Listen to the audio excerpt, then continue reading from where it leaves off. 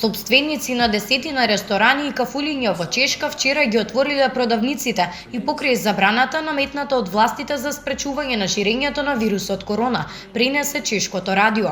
Протестот започнал во саботата кога јавните угостителски објекти ја прекршиле забраната. За овој настан интервенирала полицијата, при што газдите добиле казна од по 765 евра.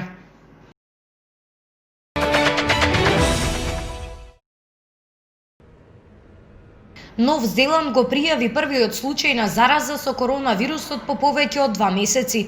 Министерот за здравство Ешли Блумфилд изјави дека станува збор за 56 годишна жена која што неодамна се вратила од Европа, како и другите патници кои се враќаат во земјата. Таа била 14 дена во карантин и била тестирана 2 пати негативно пред да се врати дома на 13 јануари.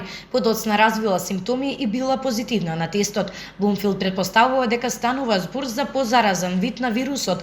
Дополнително тој посочи дека се истражува можноста дали патничката се заразила од некој друг кој бил во истата карантинска установа.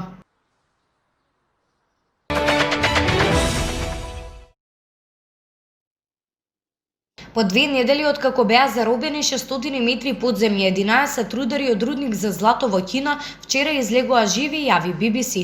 Првиот рудар бил извлечен во утринските часови, а на телевизиските снимки се гледа како спасувачите го извлекуваат на површина со врзани очи, за да се заштити од светлината по 2 недели поминати во мрак. 1 час по неговото спасување уште 10 рудари се спасени од друг дел на рудникот. По експлозијата во рудникот кој се наоѓа во провинцијата Шандонг се затвори влезниот тунел, а внатре останаа заробени 22 рудари. Еден од рударите починал, додека за останатите 10 се уште не е познато дали се живи.